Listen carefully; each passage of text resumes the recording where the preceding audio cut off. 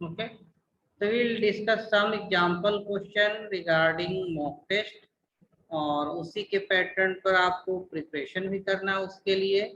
तो let's start. Okay sir. Okay, जैसे कि मान लीजिए इस तरह के क्वेश्चन बनते हैं। फर्स्ट क्वेश्चन अगर हम बात करें कि एल्युमिनियम सल्फेट अगर दिया हुआ है, एल्युमिनियम सल्फेट Al2SO4 का होल 3, और एल्युमिनियम सल्फेट का अगर 1 मोल अगर ले, 1 मोल ऑफ एल्युमिनियम सल्फेट, तो इसमें क्वेश्चन पूछ सकता है कि टोटल एटम्स कितना होगा, टोटल एटम्स कितना होगा, या फिर जो है कि टोटल मोल ऑफ एटम पूछा जा सकता है, टोटल मोल्स ऑफ एटम कितना। तो दो टाइप का क्वेश्चन है, सिमिलर टाइप का क्वेश्चन है कि देखिए जब टोटल एटम पूछता है तो इसको कैसे लिखते हैं, कैसे कैलकुलेट करते हैं, तो इसका होता है मोल इनटू एवोगाड्रो नंबर, ये टोटल एटम्स हो गया। अब टोटल मोल ऑफ एटम्स यानी एन कैलकुलेट करना। देखिए एल्युमिनियम जो सल्फेट है, एल्युमिनियम Al2SO4 होल 3 जो एल्युमिनियम सल्फेट हमारा है, देखिए इसमें एटम्स कौन कौन से हैं, इसमें एटम एल्युमिनियम के भी एटम है, इसमें सल्फर एटम भी है, और इसमें ऑक्सीजन एटम भी है। तो एल्युमिनियम का एटम कितना है, एक मॉलिक्यूल की बात करें या एक मोल में कितना मोल एल्युमिनियम होगा, देखिए 2 मोल एल्युमिनियम का एटम। और देखिए SO4 का होल 3 है, मतलब 3 से मल्टीप्लाई करेंगे यानी कि S3 और 4:3 यानी ऑक्सीजन टोटल 12 है। यानी इसको ऐसे भी हम लोग स्प्लिट करके लिख सकते हैं Al2S3O12, यानी 3 से पूरे SO4 में मल्टीप्लाई करना होता है, तो इसको हम लोग ऐसे भी स्प्लिट करके लिख सकते हैं। यानी कि 2 मोल एल्युमिनियम है और सल्फर इसमें टोटल 3 मोल है, और ऑक्सीजन टोटल जो है कि 12 मोल है। तो 1 मोल एल्युमिनियम सल्फेट में 2 mole of aluminium, 3 mole of sulphur and 12 mole of oxygen है। तो टोटल देखेंगे कि 15 और 2 17, तो टोटल मोल ऑफ एटम कितना हो गया, 17 मोल्स ऑफ एटम हो गया।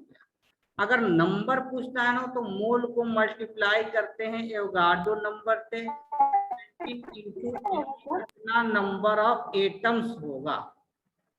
क्लियर है क्या?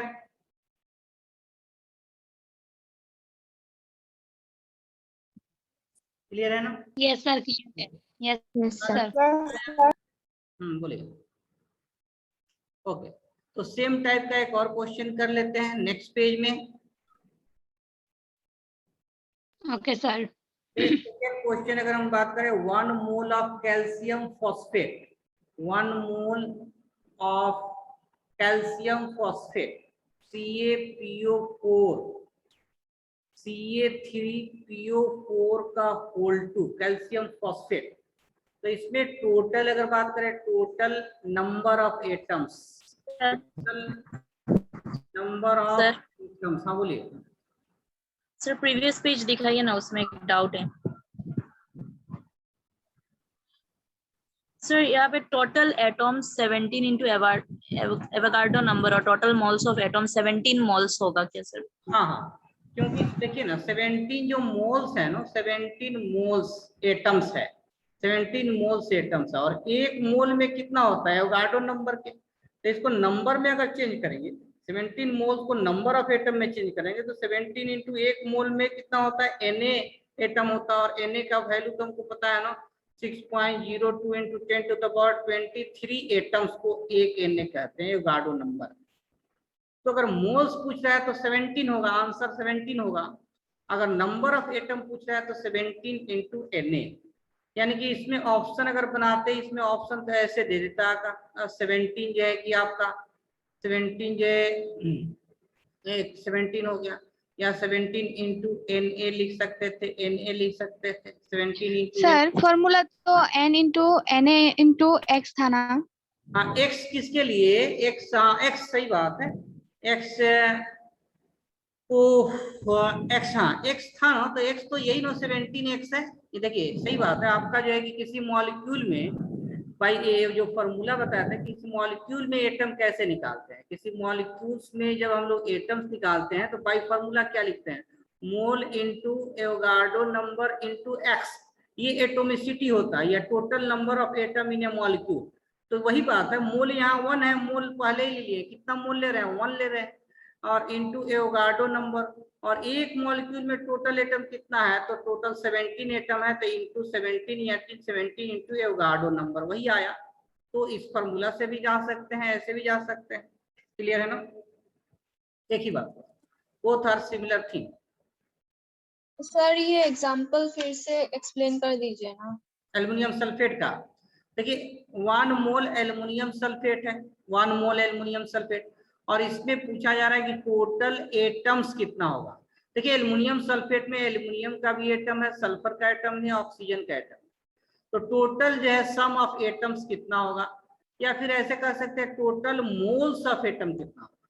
देखिए 1 मोल में 2 मोल एल्युमिनियम है, कितना मोल 2 मोल एल्युमिनियम है, या फिर इस फॉर्मूला को हम तोड़कर ऐसे लिखे कि Al2 और सल्फर कितना है, तो इस SO4 का जो होल 3 है ना, तो 3 से मल्टीप्लाई होगा सल्फर में भी और 4 में भी।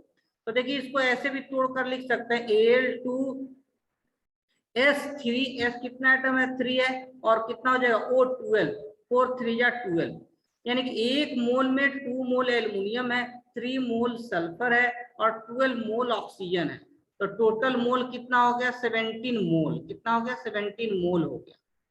अगर नंबर ऑफ एटम्स पूछता है तो मोल को जो है कि नंबर में चेंज करने के लिए इसको एवोगाड्रो नंबर से मल्टीप्लाई कर देंगे, तो 17 इंटू एवोगाड्रो नंबर। क्लियर है? Yes, sir. Yes okay, sir. तो देखिए सेम पैटर्न पर एक और क्वेश्चन फिर कर लेते हैं। 1 मोल ऑफ कैल्शियम फॉस्फेट अगर दिया हुआ और इसमें पूछे टोटल नंबर ऑफ एटम्स क्या है, या टोटल मोल्स ऑफ एटम कितना हो गया, टोटल जो है कि number of moles of atom, number of moles of atom, है ना। देखिए कैल्शियम फॉस्फेट को तोड़कर लिख सकते हैं, CA3PO4 का होल 2 है, कैसे लिखा जा सकता है, तो CA3 है और 2 से सब में मल्टीप्लाई करेंगे यानी P2, और फिर क्या होगा O8 हो जाएगा, यानी एक मोल में 3 मोल कैल्शियम है, 3 मोल कैल्शियम है, 2 मोल फास्फोरस है और 8 मोल ऑक्सीजन है, तो टोटल 13 मोल हो गया। कितना मोल हो गया, number of moles of atom 13 moles हो गया। और एटम नंबर ऑफ एटम्स अगर पूछेगा तो 13 इंटू एवोगाड्रो नंबर, ऐसे ले। क्लियर है ना। नेक्स्ट क्वेश्चन हम लोग बात करेंगे। Yes, sir. Next yes sir. Question 3rd number. देखिए हम लोग इंपिरिकल और मॉलिक्यूलर फार्मूला पढ़े थे, empirical formula and molecular formula, इसका क्वेश्चन भी बहुत सारे एग्जांपल किए थे। एक टाइप का क्वेश्चन ऐसे बनता है जैसे कि मान लीजिए for example empirical formula of A compound A CH2, ये गिवन है, CH2 दिया हुआ, कुछ भी दे सकता है। Then possible formula for possible molecular formula क्या हो, पॉसिबल मॉलिक्यूलर फार्मूला क्या होगा। ऑप्शन इसमें हम ऐसे लिख सकते हैं C5H12, बी में ऑप्शन C3H4, सी में ऑप्शन C3H6, डी में ऑप्शन डी में C2, ठीक है ना, C2H6। क्या लगता है क्या होना चाहिए इसमें ऑप्शन, या what will be possible molecular formula. Sir, option C. Option C. सी, ठीक है। देखिए इसमें आपका आंसर तो सही है, अप्रोच थोड़ा सा देख ले। देखिए CH2 इंपिरिकल फार्मूला है, तो मॉलिक्यूलर फॉर्मूला निकालने के लिए मॉलिक्यूलर फॉर्मूला क्या होता है कि इंपिरिकल फॉर्मूला इनटू n, और n कैसे निकालते हैं, सॉरी n कैसे निकालते हैं, तो molecular weight by empirical weight या molecular mass by empirical mass, तो ये n होता है। लेकिन यहाँ मॉलिक्यूलर वेट मेंशन नहीं है, मॉलिक्यूलर वेट मेंशन नहीं है, तब फिर हम लोग मॉलिक्यूलर फॉर्मूला कैसे कैलकुलेट करें। देखिए ये जो मॉलिक्यूलर फॉर्मूला होता है ना, इंपिरिकल फॉर्मूला का इंटीग्रल मल्टीपल होता है। मतलब ये कि n का वैल्यू जो है पॉसिबल 1 2 3 4 ये होल नंबर में होता है। तो यहाँ तो मॉलिक्यूलर वेट नहीं दिया हुआ है कि n कैलकुलेट करेंगे, तो इस कंडीशन में हम लोग n का पॉसिबल वैल्यू 1 2 3 4 लेकर देखना होगा कि कौन सा मैच कर रहा है। तो देखिए यानी कि ये इंपिरिकल फॉर्मूला के मल्टीपल में होगा, CH2 है n, n यहाँ 1 2 3 4 हो सकता है, तो मॉलिक्यूलर फॉर्मूला जब भी होगा CH2 के मल्टीपल में होगा, होल नंबर मल्टीपल में होगा। तो देखिए यहाँ 1 2 3 अगर रखते हैं तो ये फॉर्मूला C3H6 हो जाएगा। लेकिन n का वैल्यू 1 2 3 4 5 लिखेंगे तो ये वाला कभी नहीं आएगा, ये वाला हमको कभी फॉर्मूला नहीं मिलेगा, इस टाइप का नहीं मिलेगा। लेकिन ये पॉसिबल फॉर्मूला हो सकता है, इसका पॉसिबिलिटी है कब, जब n इक्वल टू यहाँ हम लोग 3 एज्यूम कर ले। तो जब मॉलिक्यूलर वेट नहीं दिया हुआ और पॉसिबल फॉर्मूला पूछता है तो n का यहाँ होल नंबर वैल्यू ले सकते हैं 1 2 3। क्लियर है ना? Yes, sir. Yes, sir. Next type question हम लोग बात करें, क्वेश्चन नंबर 4। देखिए एक टर्म होता है वेपर डेंसिटी, यहाँ थोड़ा सा थ्योरी भी डिस्कस करेंगे और क्वेश्चन भी। एक टर्म होता है वेपर डेंसिटी और इसका रिलेशन होता है मोलर मास से या मॉलिक्यूलर मास से भी रिलेशन होता है। मॉलिक्यूलर मास और वेपर डेंसिटी में रिलेशन होता है, ठीक है ना? देखिए ये एक फॉर्मूला होता है, रिलेशन डायरेक्ट ऐसे लेते हैं कि vapour density equal to molecular mass divided by 2, या फिर इसी को लिख सकते हैं कि मॉलिक्यूलर जो मास होता है 2 इंटू वेपर डेंसिटी। ये फॉर्मूला डायरेक्ट हम लोग यूज करते हैं। फॉर एग्जाम्पल जो क्वेश्चन बनेगा कि मान लीजिए कि दिया हुआ है कि vapour density of A compound दिया हुआ है, वेपर डेंसिटी, इस तरह का क्वेश्चन डीपीपी में हम लोग किए थे, vapour density of a compound is 20 है, तो मोलर मास इसका क्या होगा, मोलर मास क्या हो जाएगा, मोलर मास क्या होगा आपका, जैसे 20 दिया ऑप्शन जो है कि 40 आपका जो है कि 80 ऐसे दिया हुआ है, तो क्या हो जाएगा मोलर मास। तो देखिए molar mass equal to 2 into vapour density, तो आंसर क्या होगा, Sir, B. मोलर मास जो है कि क्या हो गया 2 इंटू वेपर डेंसिटी, यानी 2 इंटू 20, ये आपका 40, ये आपका बी ऑप्शन हो गया। अब देखिए ये वाला फॉर्मूला आया कैसे, इसको थोड़ा सा हम लोग प्रूव भी करेंगे और इसको थोड़ा सा एक्सटेंड भी कर लेते हैं नेक्स्ट पेज में। Okay, sir. Okay, sir. देखिए वेपर डेंसिटी एक्चुअली हम लोग बाय डिफॉल्ट हाइड्रोजन के रेस्पेक्ट में डिफाइन करते हैं, यानी कि वेपर डेंसिटी का जो फॉर्मूला होता है, डिफिनीशन होता है कि volume of x ml of a gas divided by volume of x ml of hydrogen। तो वेपर डेंसिटी किसके रेस्पेक्ट में डिफाइन करते हैं, किसी गैस का हाइड्रोजन के रेस्पेक्ट में डिफाइन करते हैं। और इस फॉर्मूला को हम लोग दूसरे फॉर्म में भी लिख सकते हैं, जैसा कि जानते हैं कि एवोगाड्रो जो लॉ होता है, एवोगाड्रो जो लॉ है, एवोगाड्रो लॉ के अकॉर्डिंग कि volume directly proportional number of molecule के होता है या नंबर ऑफ मोल के होता है। तो इस फॉर्मूला को हम लोग ऐसे भी लिख सकते थे कि mass of x molecule of A gas divided by, तो जितना वॉल्यूम गैस का लेंगे उतना ही वॉल्यूम हाइड्रोजन का लेते हैं, या जितना मॉलिक्यूल गैस का होना चाहिए same molecule of hydrogen, mass of x molecule of hydrogen. तो हाइड्रोजन के रेस्पेक्ट में डिफाइन करते हैं। अगर 1 मॉलिक्यूल ले लेंगे तो मास ऑफ 1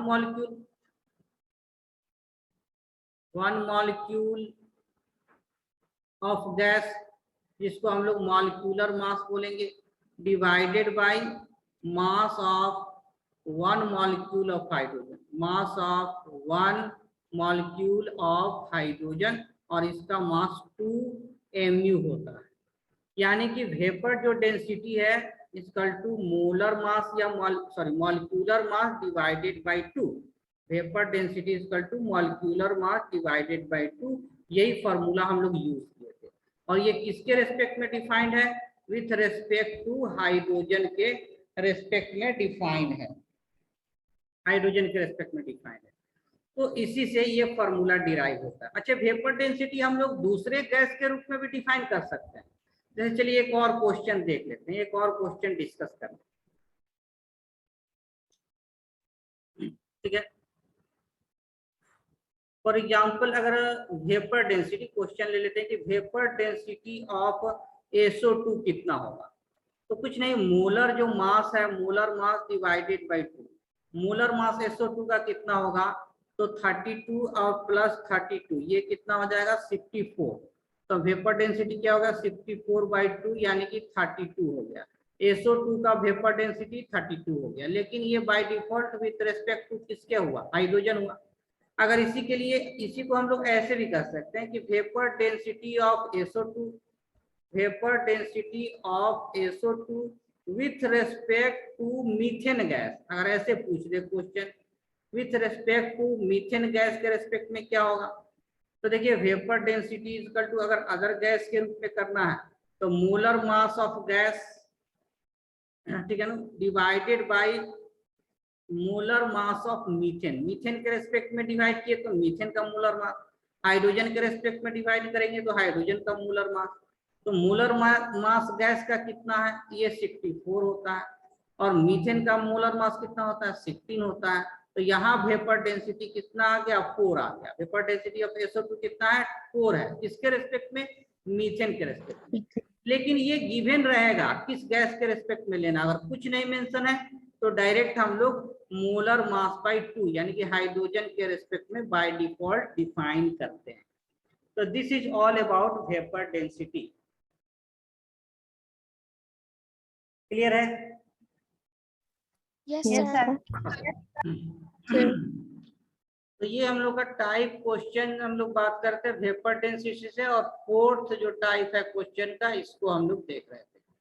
देखिए कुछ आपको फॉर्मूला याद रखना है, मॉलिक्यूलर मास याद रखना है, नहीं तो जो सम इम्पोर्टेंट कंपाउंड है,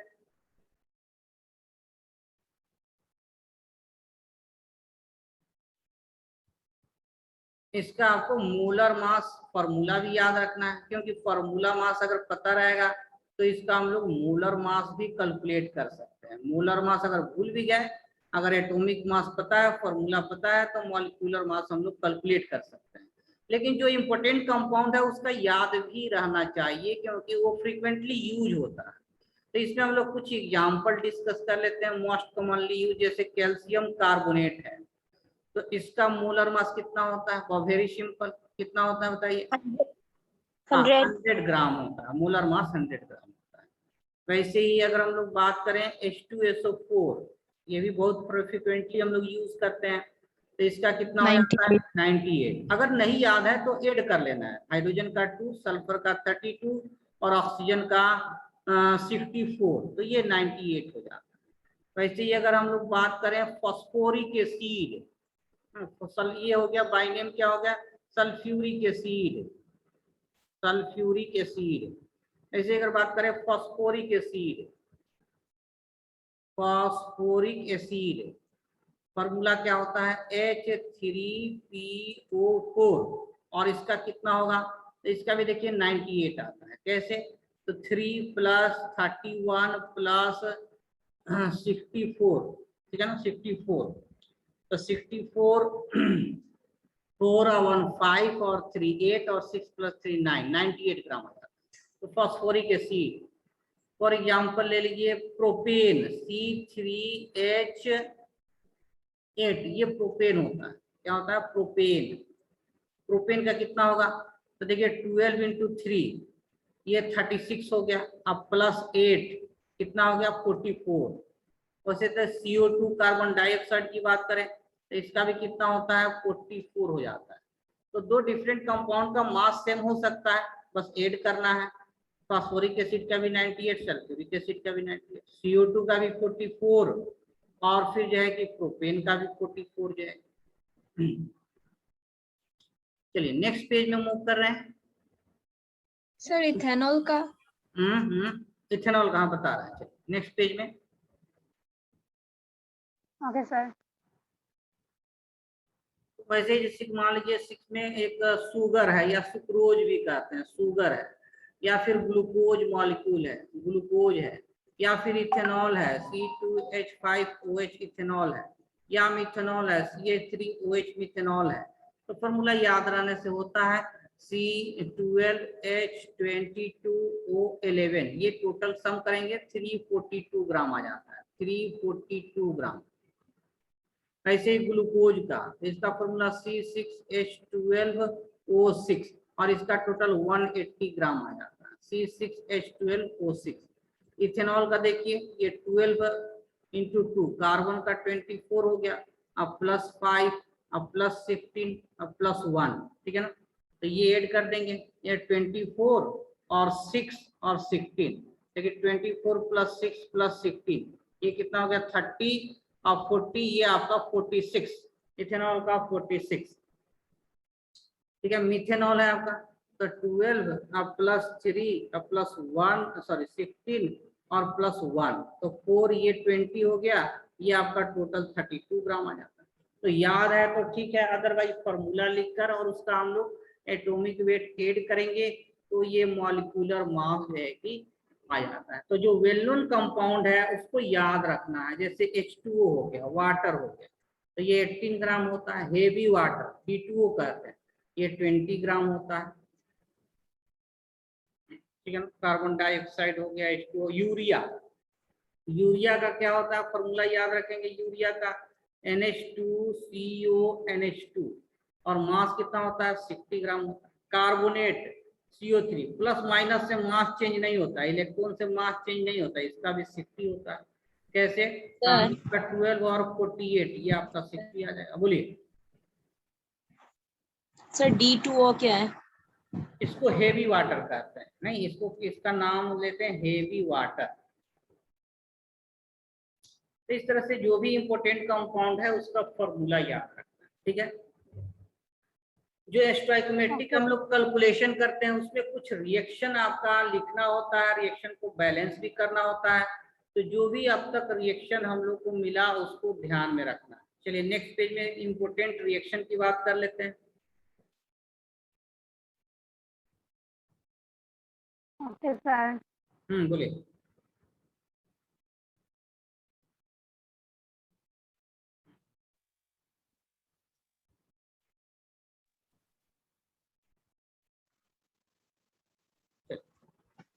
हाँ कुछ को बोल रहे थे।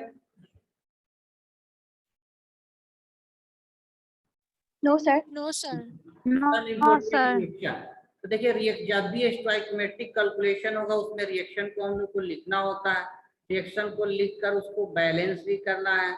तो जो भी अब तक हम लोग यूज किए रिएक्शन, जैसे एक सबसे सिंपल रिएक्शन कैल्शियम कार्बोनेट का हीटिंग करते हैं, तो हीट करते हैं तो ये कैल्शियम ऑक्साइड और फिर क्या मिलता है CO2 गैस मिल जाता है। फिर एक रिएक्शन हाइड्रोजन ऑक्सीजन के बीच जब रिएक्शन होता है it will give water. Reaction को बैलेंस करने के लिए 2 से मल्टीप्लाई कर देते हैं, यहाँ भी 2 से मल्टीप्लाई कर देते हैं। फिर नाइट्रोजन और हाइड्रोजन का कॉम्बिनेशन, नाइट्रोजन और हाइड्रोजन कंबाइन करके ये अमोनिया गैस फॉर्म होता है। अमोनिया गैस इसको बैलेंस करेंगे तो 2 यहाँ हो जाएगा, 3 यहाँ और 2 ये बैलेंस हो गया।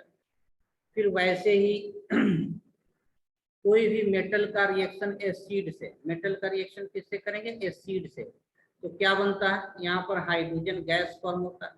हाइड्रोजन गैस का मास, हाइड्रोजन गैस का वॉल्यूम ये पूछा जा सकता है, प्लस साल्ट जो है कि फॉर्म होता है। फॉर एग्जांपल मान लीजिए जिंक है, जिंक का रिएक्शन HCl से करेंगे तो इसका साल्ट बनेगा जिंक क्लोराइड और प्लस हाइड्रोजन गैस रिलीज होगा। रिएक्शन को बैलेंस करने के लिए यहाँ 2 ले लीजिए, 1 mole zinc react with 2 mole of HCl to give ZnCl2 और 1 mole of 1 mole of hydrogen gas, है ना, 1 मोल ऑफ हाइड्रोजन गैस जो है प्रोड्यूस होगा। अब यहाँ जो है कि कुछ भी मास दे सकता है HCl का, या मास ऑफ जिंक जो है कि गिवन हो सकता है, मास ऑफ जिंक, और फिर पूछेगा वॉल्यूम ऑफ वाटर कितना प्रोड्यूस होगा। तो 1 मोल में 1 मोल हाइड्रोजन गैस यानी 22.4 लीटर प्रोड्यूस होगा। तो बैलेंस रिएक्शन लिखना जरूरी है। या जिंक प्लस H2SO4 है, H2SO4, तो यहाँ भी जिंक सल्फेट सॉल्ट बनेगा और प्लस हाइड्रोजन गैस रिलीज होगा, रिएक्शन बैलेंस है, ठीक है ना। या Mg प्लस HCl हो गया एसिड के साथ रिएक्शन, तो ये भी सॉल्ट MgCl2 और प्लस हाइड्रोजन गैस प्रोड्यूस होगा। यहाँ है 2 से मल्टीप्लाई कर देंगे, H2SO4 में 2 से मल्टीप्लाई करने की जरूरत नहीं है, ऑलरेडी ये रिएक्शन क्या है, बैलेंस है, ऑलरेडी बैलेंस है। तो metal plus acid hydrogen gas plus salt produce करता है। वैसे ही मेटल कार्बोनेट को जब हम लोग हीट करते हैं, मेटल कार्बोनेट को नेक्स्ट पेज में मूव करेंगे।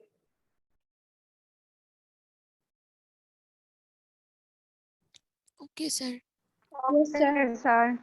देखिए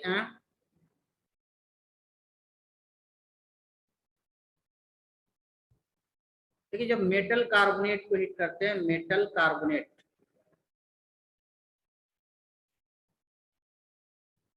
तो इसमें 2-3 केस आता है, जिसमें हम लोग एक केस पढ़े हैं कि मेटल कार्बोनेट को हीट करने से, अगर कोई मेटल कार्बोनेट है CO3, इसको हीट करेंगे तो मेटल का ऑक्साइड और CO2 मिलता है। जैसे कैल्शियम कार्बोनेट है, मेटल का कार्बोनेट है, इसको हीट करेंगे तो कैल्शियम का ऑक्साइड और CO2 मिलता है। ये हम लोग एक केस पढ़े हुए हैं, ठीक है ना। एक टाइप का जो है कि एग्जाम्पल। दूसरा टाइप का एग्जाम्पल इसमें ये भी पढ़े थे कि सिल्वर का कार्बोनेट स्पेशल होता है Ag2CO3, इसको जब स्ट्रॉन्ग हीट करते हैं तो ये डायरेक्ट मेटल देता है, प्लस CO2 प्रोड्यूस होता है, प्लस ऑक्सीजन गैस रिलीज होता है।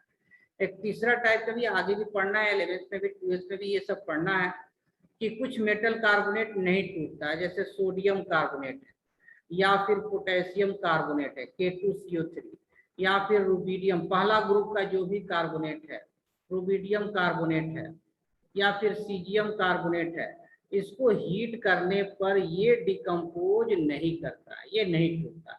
तो ये सब आगे भी हम लोग डिस्कस करना है, लेकिन हम लोग को बस ये वाला याद रखना है, मेटल कार्बोनेट को मेटल ऑक्साइड प्लस CO2 देता है। या फिर ज्यादा से ज्यादा ये सरप्राइज टेस्ट में भी था कि सिल्वर कार्बोनेट को हीट करने पर ये मेटल CO2 और ऑक्सीजन गैस रिलीज करता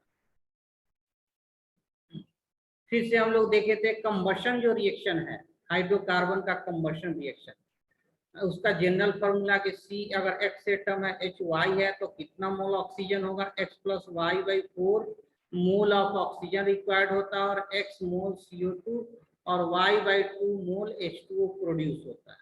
फॉर एग्जाम्पल अगर हमारा मीथेन है, मीथेन का अगर हम लोग कंबशन करें ऑक्सीजन के प्रेजेंस में, तो देखिए एक कार्बन है तो 1 मोल CO2, और 4 हाइड्रोजन है तो 2 मोल H2O, और ऑक्सीजन कितना मिलेगा, तो 2 और 2 4, यानी कि 2 मोल ऑक्सीजन रिक्वायर्ड होगा, X + Y/4।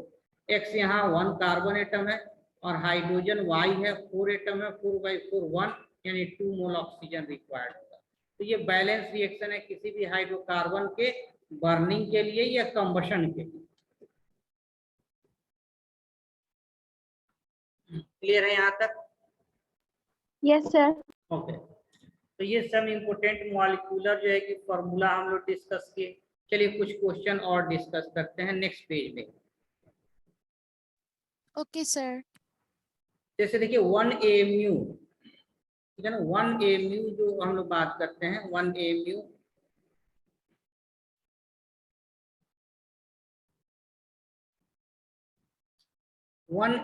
को हम लोग कितने तरीके से लिख सकते हैं। देखिए 1 AMU जो होता है, this is equal to 1/12 into mass of 1 atom of carbon 12, 1 atom of carbon 12। एक ये भी डिफिनीशन है। या 1 AMU को ग्राम में कैसे लिखे, 1.66 इंटू 10⁻⁻24 ग्राम जो है, दिस आल्सो रिप्रेजेंट 1 AMU। या इसी को हम लोग केजी में भी लिख सकते हैं, 1.66 × -27 अगर लेंगे तो फिर ये केजी में 1 mu को रिप्रेजेंट करता है, या फिर 1 mu को 1/एवोगाड्रो नंबर इतना अगर ग्राम दिया हुआ है तो ये भी 1 mu के इक्विवेलेंट हो जाता है। तो 1 mu को इतने टाइप से लिखा जा सकता है, इसको भी ध्यान रखना।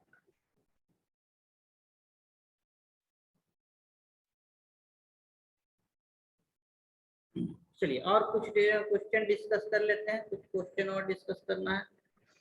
जैसे देखिए एक टाइप का क्वेश्चन जो है इस टाइप से बनता है कि अगर कैल्शियम कार्बोनेट है, कभी कभी इस तरह से क्वेश्चन होता है कि मान लीजिए 30 ग्राम कैल्शियम कार्बोनेट दिया हुआ है विथ 80% प्यूरिटी। कितना प्यूरिटी है? 80% प्यूरिटी है कैल्शियम कार्बोनेट का।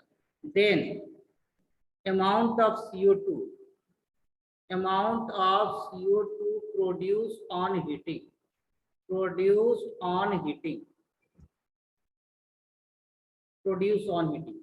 ठीक है। 30 ग्राम कैल्शियम कार्बोनेट है विथ 80% प्यूरिटी। तो सबसे पहले तो इसमें हम लोग रिएक्शन एक बार लिख लेते हैं कि कैल्शियम कार्बोनेट को जब भी हम लोग हीट करते हैं डिकम्पोज हो जाता है कैल्शियम ऑक्साइड और CO2 में, और ये रिएक्शन बैलेंस है 1 मोल कैल्शियम कार्बोनेट 1 मोल कैल्शियम ऑक्साइड। और देखिए ये सॉलिड होता है, तो कभी कभी वर्ड सॉलिड भी यूज करते हैं, कभी कभी रेसिड्यू भी यूज करते हैं। क्या है कि सॉलिड कैल्शियम ऑक्साइड कितना फॉर्म हुआ, या रेसिड्यू जो है कितना फॉर्म हुआ, रिमेन कितना फॉर्म हुआ, रेसिड्यू ऑफ कैल्शियम ऑक्साइड, और ये तो गैस है, ये नहीं होगा। तो ये बैलेंस इक्वेशन है 1 मोल कैल्शियम कार्बोनेट 1 मोल कैल्शियम ऑक्साइड प्लस CO2। अब देखिए 1 मोल को ग्राम में चेंज करेंगे तो कहेंगे कि 100 ग्राम कैल्शियम कार्बोनेट डिकम्पोज करके 44 ग्राम ऑफ CO2 प्रोड्यूस होता है। लेकिन ये तब होगा जब 100% प्योर कैल्शियम कार्बोनेट है, लेकिन ये 100% प्योर नहीं है। कितना है? 80% प्योर है। मतलब 80% प्योर का मतलब क्या है कि 100 ग्राम अगर कैल्शियम कार्बोनेट का मिक्सचर है, 100 ग्राम कैल्शियम कार्बोनेट का मिक्सचर है, तो उसमें प्योर फॉर्म कैल्शियम कार्बोनेट का 80 ग्राम ही है, बाकी सब इम्प्यूरिटीज होगा, सैंड होगा। कैल्शियम कार्बोनेट अर्थ तरस में मिलता है, तो अगर इम्प्योर है तो इसके साथ इम्प्यूरिटीज होगा, सैंड होगा। तो मेन कैल्शियम कार्बोनेट कितना हो गया? 100 में 80 ग्राम। तो 30 ग्राम में जो है कि कितना प्योर फॉर्म होगा कैल्शियम कार्बोनेट का? तो सबसे पहले इसमें जो है मान लीजिए गिवन अमाउंट 30 ग्राम है, और 30 ग्राम का जो 80% है 80% है आपका, ये कितना हो गया? 24 ग्राम। मतलब ये कि 30 ग्राम कैल्शियम कार्बोनेट तो दिया हुआ है, लेकिन 24 ग्राम ही प्योर फॉर्म है। किसका प्योर फॉर्म है? कैल्शियम कार्बोनेट का। तो हमको 24 ग्राम में देखना है कितना जो है CO2 गैस रिलीज होगा, ना कि 30 ग्राम है, क्योंकि ये तो इम्प्योर है। इसमें प्योर फॉर्म कैल्शियम कार्बन का 24 ग्राम है। तो देखिए 100 ग्राम में कितना है? 44 ग्राम, इसलिए 24 ग्राम में कितना होगा? तो 44 डिवाइडेड बाई 100 इंटू 24 ऐसे हो जाएगा, ठीक है ना। तो ये देखिए कितना हो जाएगा? 44 इंटू 2.4, इतना ग्राम CO2 रिलीज होगा अगर 30 ग्राम मिक्सचर ऑफ कैल्शियम कार्बोनेट लेंगे। तो पहले परसेंटेज प्यूरिटी के हिसाब से amount of pure calcium carbonate निकालिए, और फिर यूनिट मेथड से हम लोग इतना gram of CO2 gas release होगा। ये हमारा आंसर होगा इस तरह।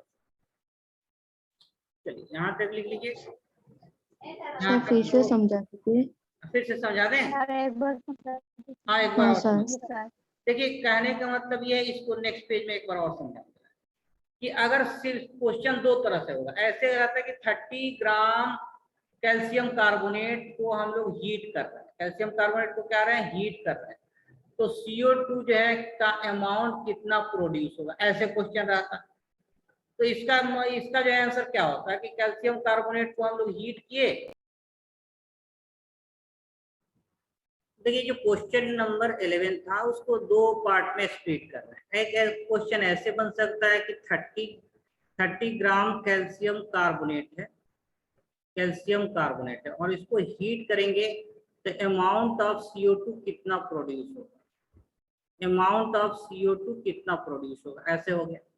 और इसी क्वेश्चन को हम क्या बोले कि 30 ग्राम कैल्शियम कार्बोनेट तो है, 30 ग्राम कैल्शियम कार्बोनेट, लेकिन ये इम्प्योर है और इसमें प्यूरिटी कितना है? 30 gram calcium carbonate with 80% purity है, 80% प्यूरिटी है। तब अमाउंट ऑफ CO2 कितना प्रोड्यूस होगा। इस क्वेश्चन को ऐसे समझिए, दो पार्ट में स्प्लिट कर लिए। देखिए ये यहाँ पर कुछ नहीं मेंशन है, बस कर रहा है 30 ग्राम कैल्शियम कार्बोनेट है, मतलब ये एकदम प्योर फॉर्म है अपने, यहाँ कोई इम्प्योरिटी नहीं है, कोई दिक्कत नहीं। डायरेक्ट हम लोग इक्वेशन लिखेंगे और इक्वेशन कैल्शियम ऑक्साइड और CO2 ये बैलेंस इक्वेशन है। ये कह रहा है कि 1 मोल CO2 प्रोड्यूस करेगा, यानी कि 100 ग्राम में 44 ग्राम कैल्शियम CO2 प्रोड्यूस होगा। तो 30 ग्राम में कितना हो जाएगा, 30 ग्राम में कितना प्रोड्यूस होगा, तो 44/100 इंटू 30, और ये देखिए 0 से 0 कैंसिल हो जाएगा, और फिर 44 इंटू 4.4 इंटू 3, यानी कितना ग्राम कैल्शियम कार्बोनेट जो है कि कार्बन डाइऑक्साइड प्रोड्यूस होगा। तो 4 3 जा 12 और 12 एक 13.2 ग्राम CO2 प्रोड्यूस हो रहा है। लेकिन इसी क्वेश्चन को देखिए ऐसे लिखेंगे, 30 ग्राम कैल्शियम कार्बोनेट तो है, लेकिन ये 100% प्योर नहीं है, इसमें 80% प्योरिटी है, यानी 100 ग्राम में 80 ग्राम ही कैल्शियम कार्बोनेट है। तो 30 ग्राम में कितना होगा, तो बी वाले का ऑप्शन। सबसे पहले हम लोग प्योर फॉर्म निकालेंगे, pure form of calcium carbonate. ये मिक्सचर है, कहने का मतलब ये इसमें इम्प्योरिटीज भी है, सैंड भी है। तो pure form of calcium carbonate कितना होगा, प्योरिटी कितना है, 80% है। 80/100 कितने का 80%, हाउ मच, 30 ग्राम का 80% हमको चाहिए, यानी 30 ग्राम इम्प्योर सैंपल है और इसमें 80% प्योरिटी है। तो 30 ग्राम का जो 80% है, देखिए ये 0 से 0 कैंसिल है, यहाँ से 0, ये 24 ग्राम प्योर फॉर्म है, 24 ग्राम ऑफ कैल्शियम कार्बोनेट है। यानी कैल्शियम कार्बोनेट जब इम्प्योर फॉर्म में है तो 30 ग्राम अगर लेंगे तो हमारा प्योर फॉर्म कैल्शियम कार्बोनेट कितना मिलेगा, 24 ग्राम, क्योंकि ये 100% प्योर नहीं है, 80% प्योर है, यानी 100 ग्राम में 80 ग्राम कैल्शियम कार्बोनेट है।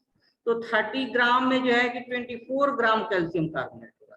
तब हम लोग जो है कि 30 ग्राम तो लिए हैं, लेकिन इसमें CO2 जो है 13.2 ग्राम प्रोड्यूस नहीं होगा, क्योंकि इम्प्योर है। इसका नेट अमाउंट 24 ग्राम है। तो 24 ग्राम कैल्शियम कार्बोनेट में कितना CO2 प्रोड्यूस होगा, तो 44/100 इंटू 24, इतना ग्राम प्रोड्यूस होगा। और ये जो है 13.2 से कम होगा, 13.2 से कम होगा, ऐसा है, ठीक है। तो सॉरी, हाँ 24 ग्राम होगा, ये कम हो गया। अब देखिए इसको 4 से डिवाइड कर सकते हैं, 4 6 या 24, और 4 से ये डिवाइड हो जाएगा 25, ऐसा हो गया, ठीक है ना। और फिर ये जो है कि देख लीजिए 25 से इसमें मल्टीप्लाई कर देंगे, डिवाइड कर देंगे, तो 25 1 जा 25, और फिर जो है कि आपका 35 और 19 बचा, 190 हो गया, 1 पॉइंट और 4 और 3 7, 1.7 इंटू 6, इतना ग्राम जो है किसका मिल जाएगा, CO2 को मिल जाएगा। तो जब 100% प्योर है तो डायरेक्ट निकाल लेंगे, लेकिन कह रहा है 100% प्योर नहीं, 80% प्योर है, तो 30 ग्राम का 80% पहले निकालिए, 24 ग्राम आया, और इसमें कितना CO2 गैस प्रोड्यूस होगा, इसको कैलकुलेट करना है। क्लियर है ना? Yes sir. Okay, Yes, sir. Next type का क्वेश्चन डिस्कस करेंगे। हाँ बोलिए।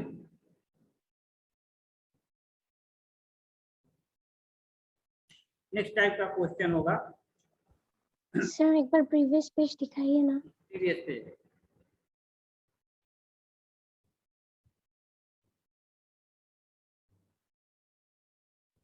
Done sir. देखिए नेक्स्ट टाइप का क्वेश्चन होगा, जैसे कि 11.2 लीटर ऑफ ऑक्सीजन दिया हुआ है, तो इसमें पूछेगा अमाउंट ऑफ ऑक्सीजन कितना होगा, अमाउंट ऑफ ऑक्सीजन कितना होगा। ऑप्शन दिया जा सकता है इसमें जो है कि 32 ग्राम हो सकता है, आपका 16 ग्राम होगा, 8 ग्राम होगा, क्या लग रहा है में जो चलिए नन ले लिए, क्या होगा। तो देखिए इसमें रिलेशन किसके बीच होता है, मोलर वॉल्यूम, यानी कि 22 पॉइंट, ये जो भी दिया हुआ है STP पर, यहाँ लिखा रहेगा at STP, standard temperature pressure. तो स्टैंडर्ड टेम्परेचर प्रेशर पर 22.4 लीटर जो होता है ना, ये 1 मोल O2 गैस को रिप्रेजेंट करता है, 1 मोल O2 गैस को, और 1 मोल O2 गैस कितना होगा, 32 ग्राम। लेकिन वॉल्यूम कितना दिया हुआ है, 11.2 लीटर, यानी इसका हाफ, तो इसका मास भी कितना हो जाएगा, 16 ग्राम ऑक्सीजन हो जाएगा, यानी कि ऑप्शन बी है। तो ये तो यूनिट मेथड से हो गया। बाई फॉर्मूला कैसे निकालेंगे, इसको पहले मोल में कन्वर्ट कर लेंगे। क्या निकालेंगे, सर लास्ट ऑप्शन क्या दिया हुआ है? लास्ट ऑप्शन नन, कोई नहीं। देखिए बाई फॉर्मूला कैसे कैलकुलेट करेंगे, पहले मोल निकाल लेंगे। मोल किस टर्म में निकालना है, वॉल्यूम के टर्म में। तो given volume by molar volume, देखिए ये 1/2 मोल आ गया, 1/2 मोल ऑफ ऑक्सीजन आ गया। और इसको ग्राम में चेंज करना है तो इसको मोलर मास से मल्टीप्लाई करेंगे। ऑक्सीजन का मोलर मास कितना होता है, 32 होता है। तो 1/2 इंटू 32 यानी कि 16 ग्राम ऑफ ऑक्सीजन। क्लियर है ना? Yes yes sir. तो इसको एक बार जो है कि टेबलाइज कर दें नेक्स्ट पेज में कि 22.4 लीटर, ये कितना हो गया, 32 ग्राम ऑफ ऑक्सीजन होगा। 11.2 लीटर, ये कितना होगा, 16 ग्राम ऑफ ऑक्सीजन होगा। 5.6 लीटर, ये कितना होगा, 8 ग्राम ऑफ ऑक्सीजन होगा। क्यों? क्योंकि मोल निकालेंगे 5.6 बाई 22.4, ये 4 टाइम्स में कट रहा है, 1/4, और 1/4 इंटू 32, ये 8 ग्राम ऑफ ऑक्सीजन। क्लियर है ना? अब मान लीजिए इसी टाइप का एग्जांपल देख लेते हैं नाइट्रोजन के लिए। अगर हम लोग बात करें नाइट्रोजन के लिए, 30 नंबर क्वेश्चन जो है कि नाइट्रोजन के लिए अगर बात करें, कभी कभी जो मोलर जो वॉल्यूम होता है, मोलर वॉल्यूम के बारे में हम लोग क्या जानते हैं कि मोलर वॉल्यूम होता है 22.4 लीटर। कभी की यूनिट इसको डेसीमीटर क्यूब में देते हैं, 22.4 डेसीमीटर क्यूब एक ही होता है, या ml में लेना होगा तो 22,400 ml ऐसे होगा, 22,400 ml। तो तीनों फॉर्म में जो है कि ध्यान रखना है। अब ये कह रहे थे कि मान लीजिए नाइट्रोजन गैस दिया हुआ, फॉर एग्जांपल नाइट्रोजन गैस दिया हुआ है 112 ml जो है, तो ये इसका मास 112 ml एट STP, तो इसका मास कितना होगा, 112 ml। तो सबसे पहले क्या करेंगे, मोल निकालेंगे। इसका मोल कैसे निकालेंगे, 112 ml में है ना, तो मोलर वॉल्यूम भी ml में लेना होगा, ये 22,400 ml लेंगे, ठीक है ना। देखिए 112 को ये 2 टाइम्स में कट जा रहा है, तो ये कितना हो गया, 1/200 मोल हो गया। और मोलर मास नाइट्रोजन का कितना होता है, 22 होता है। तो 1/200 मोल का मतलब ये हो गया कि 28 डिवाइडेड बाई 200, यानी कि 14 डिवाइडेड बाई 100, यानी 0.14 ग्राम, यानी कि 112 ml ऑफ नाइट्रोजन जो होगा ये कितना ग्राम होगा, 0.14 ग्राम होगा। क्लियर है? Yes sir. Yes, sir. Next type का क्वेश्चन हम लोग बात करेंगे। नेक्स्ट टाइप का क्वेश्चन मोल से ही रिलेटेड जो है कि ले लेते हैं 15 नंबर क्वेश्चन। 14 नंबर क्वेश्चन कभी कभी नंबर में देता है। फॉर एग्जांपल मान लीजिए ऐसे देंगे 6.02 इंटू 10⁻24 मॉलिक्यूल्स ऑफ वाटर है, मॉलिक्यूल्स ऑफ वाटर है। तो इसका अमाउंट ऑफ वाटर क्या होगा, अमाउंट ऑफ वाटर कितना होगा। ऑप्शन दे देगा जो है कि आपका ऐसे ऑप्शन होगा कि 18 ग्राम है, बी में ऑप्शन होगा कि 1.8 ग्राम है, सी में ऑप्शन 180 ग्राम है, डी में ऑप्शन 90 ग्राम है। क्या होगा बोलिए, कैसे निकालेंगे, 180। 180। Very good very good, answer सही है 180 ग्राम। तो इसमें भी कुछ नहीं, सबसे पहले मोल निकालेंगे। मोल नंबर के टर्म में कैसे लिखाते हैं, given number 6.02 into 10⁻24 divided by Avogadro number 6.02 into 10⁻23। देखिए ये कैंसिल हो गया और 23 से 23 कैंसिल हो गया, ये 10 मोल आ गया। तो 10 मोल जो है वाटर, एक मोल वाटर का वेट कितना होता है, 18 होता है। तो 10 मोल का 10 इंटू 18 ये आपका 180 ग्राम हो जाएगा, यानी कि सी ऑप्शन करेक्ट, ठीक है ना। वैसे सिमिलर टाइप का अगर क्वेश्चन बात करें, सिमिलर टाइप का 6.02 इंटू 10⁻22 मॉलिक्यूल CO2 है, मॉलिक्यूल ऑफ CO2 गिवन है, मॉलिक्यूल ऑफ CO2 गिवन है, ठीक है ना, 6.02 122 मॉलिक्यूल ऑफ CO2। तो इसका मास कितना होगा, अमाउंट ऑफ CO2 कितना होगा, अमाउंट 4.4। ठीक है ना। तो पहले मोल निकाल लेंगे, मोल कैसे निकालेंगे, एवोगाड्रो नंबर से डिवाइड करेंगे, 6.02 इंटू 10⁻23, ये कैंसिल हो जाएगा, ये बच जाएगा 1/10 मोल, और 1/10 मोल का मतलब 44 डिवाइडेड बाई 10 यानी कि 4.4 ग्राम हो जाएगा। तो इस तरह से क्वेश्चन जो है कि प्रैक्टिस कर लेना। थोड़ा सा एक दो मोलारिटी से देख लेते हैं, मोलारिटी नॉर्मलिटी से, last minute. Okay, sir. Okay, देखिए अगर 16 नंबर क्वेश्चन ऐसे हम लोग कर ले, 16 नंबर, देखिए 1 मोलर का मतलब क्या है, 1 मोलर का मतलब है 1 मोल सॉल्यूट इन 1 लीटर, 1 लीटर किसका, सॉल्यूशन का कि सॉल्वेंट का, 1 लीटर ऑफ सॉल्यूशन, ये याद रखना है। यहाँ सॉल्यूशन लेते हैं, क्या इसी को कहेंगे 1000 ml ऑफ सॉल्यूशन। अगर यही 1 मोलल है, स्मॉल m, इसको बोलेंगे 1 मोलल, इसको बोलते हैं 1 मोलर, इसको मोलर सॉल्यूशन बोलते हैं, 1 मोलर, इसको 1 मोलल। इसका मीनिंग क्या है कि 1 मोल सॉल्यूट है, 1 मोल सॉल्यूट है किसमें, इन 1 kg ऑफ सॉल्वेंट। यहाँ पर सॉल्यूशन नहीं लेते, यहाँ पर होता है सॉल्वेंट का अमाउंट, केजी में लेना होता है। अब मान लीजिए 1 मिली मोलर है, मिली मोलर, इसका मतलब क्या है 1/10⁻³ मोल या 10⁻³ मोल। वैसे ही 1 मिली मोल का मतलब मिली मोलल स्मॉल m, यानी कि 1/10⁻³ मोलल ऐसे कहेंगे। वैसे 1 सेंटीमोलर, सेंटीमोलर यानी कि 1/100 मोलर ऐसे होता है। सेंटी मतलब 1/100, मिली मतलब 1/13 मोलर। तो देखिए इसमें क्वेश्चन ऐसे होगा, इसका क्वेश्चन जो है नेक्स्ट पेज पर कर लेते हैं। यानी 1 सेंटीमोलर सॉल्यूशन ऑफ NaOH है, सॉल्यूशन किसका है, NaOH का। कैलकुलेट अमाउंट ऑफ NaOH, तो अमाउंट ऑफ NaOH क्या होगा, अमाउंट ऑफ NaOH क्या होगा।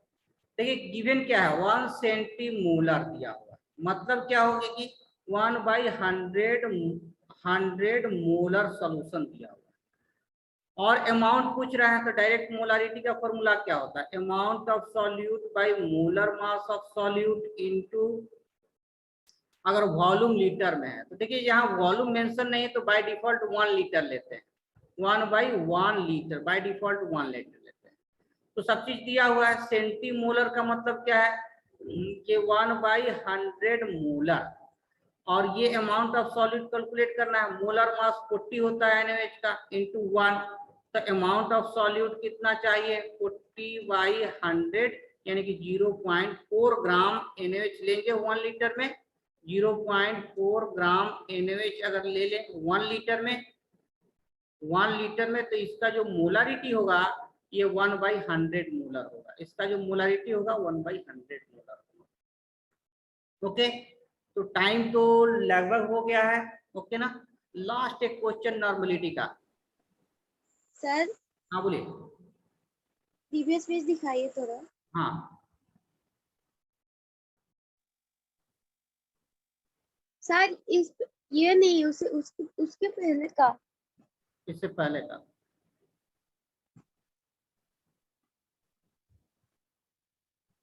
सर हो गया। ओके। लास्ट क्वेश्चन एक नॉर्मलिटी का करेंगे। देखिए 17 नंबर क्वेश्चन कि अगर 2 मोलर H2SO4 है, 2 मोलर H2SO4 है, तो इसका नॉर्मलिटी क्या होगा, नॉर्मलिटी क्या होगा। तो डायरेक्ट फॉर्मूला बताया था ट्रिकी की, normality equal to n factor into molarity, और एसिड के लिए n फैक्टर क्या है, यहाँ 2H+ है तो 2n फैक्टर होगा 2 इंटू मोलारिटी। मोलारिटी कितना दिया हुआ है 2 दिया हुआ है, तो इसका वैल्यू हो जाएगा 4 नॉर्मल सॉल्यूशन। तो ये वाला फैक्टर नॉर्मलिटी और मोलारिटी में रिलेशन को याद रखना है, ठीक है ना।